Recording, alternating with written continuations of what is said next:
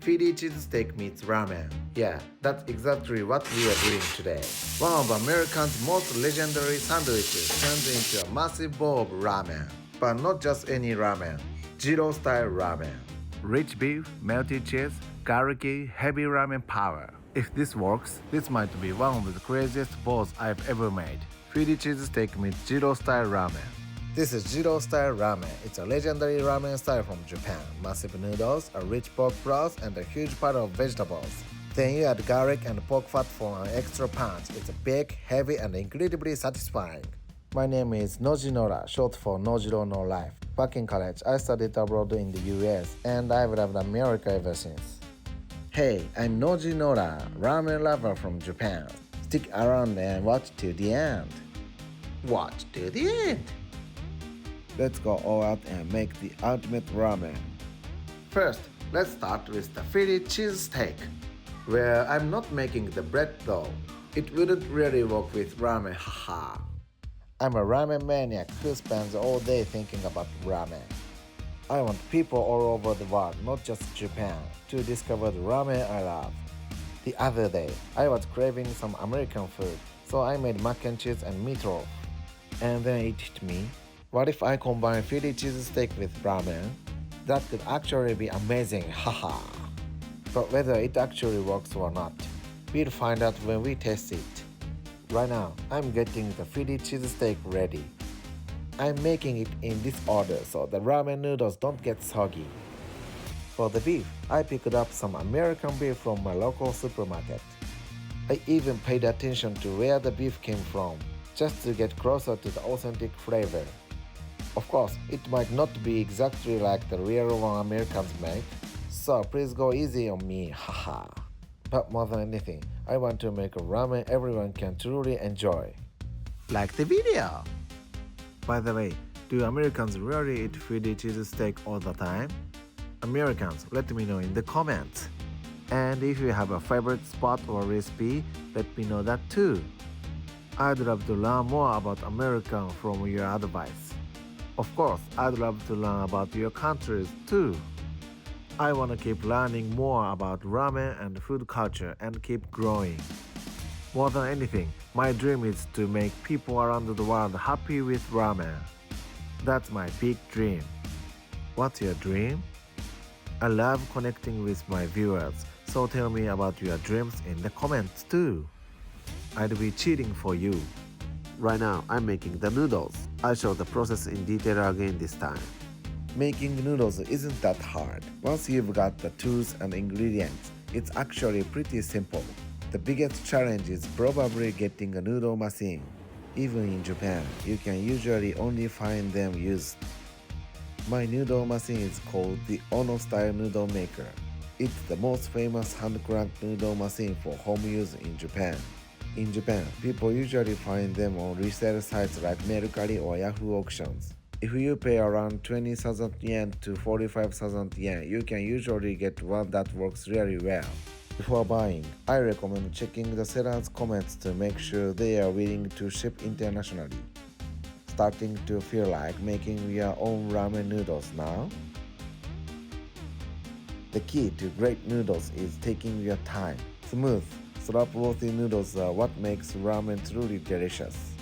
And this ties into sustainability too. I try not to waste any ingredients whenever possible. Even the dough stuck to the chopsticks. I scrape it off my fingers and put it back in the bowl. Right now, I'm checking the texture of the dough.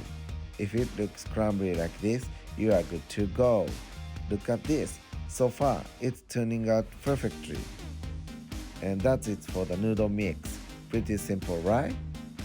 Now, we are going to press the dough into flat noodle sheets.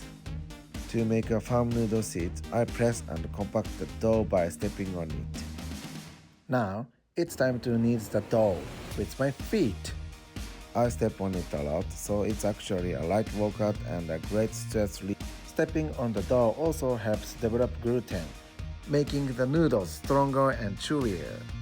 But if you overwork it, the gluten can break down and the noodles lose their structure. If you ever try making noodles, pay attention to how long and how many times you step on the dough. For me, I repeat the step and fold process about 4 times. Subscribe for more ramen. Now I'm cutting the noodle sheet into equal portions. This is too much the size of the noodle machine we'll use next. This is what the cross section looks like. Nice and even, right? With the noodle sheet like this, I'm pretty sure these noodles are going to taste incredible. What I'm doing now is rolling the dough. This process stretches it evenly. Have you ever heard these nerdy noodle making terms before? If there's any word you don't recognize, feel free to ask me anytime. And I'll be asking you a lot of questions too. Is Japanese ramen well known in your country? If so, which kind of ramen is popular there? I'd love to talk about all kinds of ramen with you guys. Alright, let's get back to the noodle making. I think the part where most people struggle with ramen making is probably the noodle making process.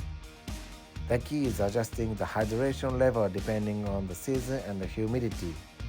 Humidity and the temperature can seriously affect how firm the noodles turn out. But don't be afraid. Making noodles is all about having fun. Just go for it. This is what high hydration noodles look like when they are cut. Compared to my usual Jiro-style noodles, don't these already look softer at this stage? If you notice that, you're officially a Nojinora master. That means you truly understand this channel. I want everyone to experience how amazing Japanese ramen truly is. And I hope ramen can bring a little more happiness into your life. And just like that, the noodles are done. Like the video! A final dusting of cornstarch, and they are perfect. I'm obsessed with ramen, of course, but I love good food in general too. I'm always looking to expand my horizons and learn more. From what I know about different cuisines around the world. For example, in Canada, dishes like poutine or tortilla. In the United States, maybe burgers or meatloaf. In Mexico, tacos or quesadillas. In Spain, paella or Spanish omelette. In the UK, fish and chips or a Sunday roast.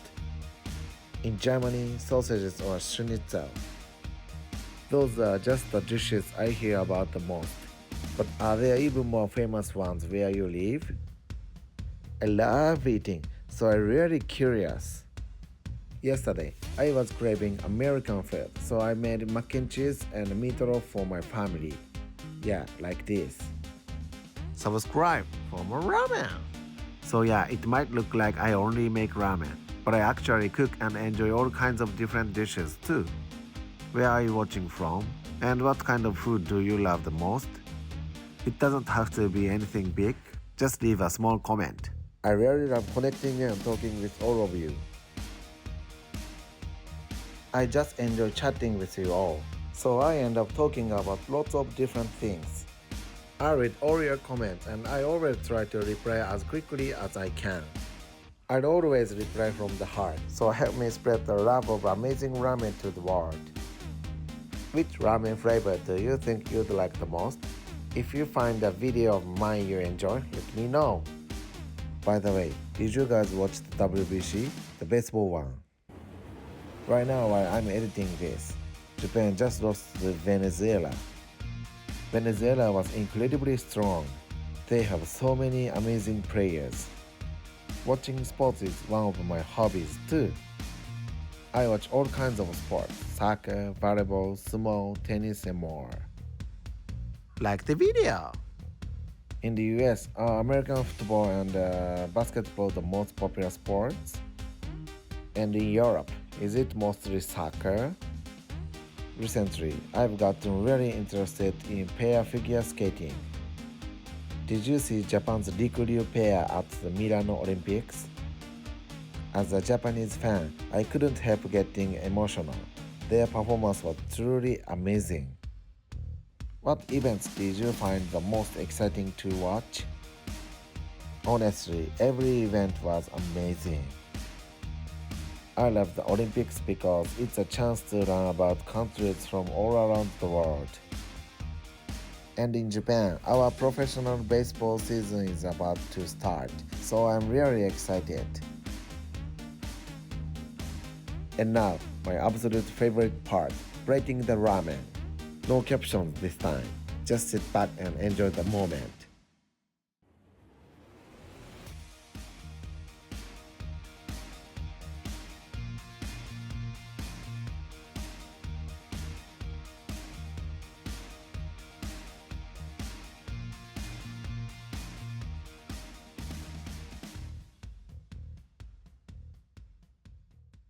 The ultimate bowl is complete.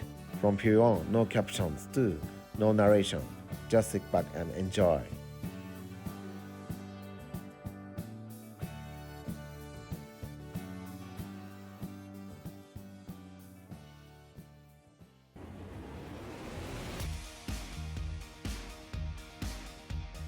いただきます。Let's dig in.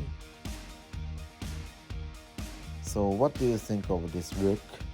This ramen looks absolutely amazing, right? So how did this ramen turn out with those Philly cheesesteak flavors? Oh man, this combo was absolutely incredible. Yeah, it was seriously so delicious. The rich cheddar cheese and the garlicky Jiro-Style Ramen go perfectly together. This experiment was definitely a success. I'm thinking about turning this into a series, exploring different US states and popular American foods. If you think that's a cool idea, hit the like button and let me know. If you'd like to know the full recipe for this ramen, let me know in the comments. If enough people are interested, I'll think about turning this into a full recipe guide. Every time I make this, I think I wish I could share Japan's amazing ramen with the world. If you love ramen or thought this looked delicious, please share this video with your family and friends. I'll keep making delicious ramen from here on out, so stay tuned. If there's a ramen you want me to cover, let me know in the comments. I could talk forever, but that's it for today. Make sure to watch the next one too. Thank you for watching. Don't forget to subscribe, hit the like button, and leave a comment if you enjoy it. See you in the next ramen adventure. Nojiro no life. Thank you. And finally, here's a bonus clip of me eating the Philly cheesesteak.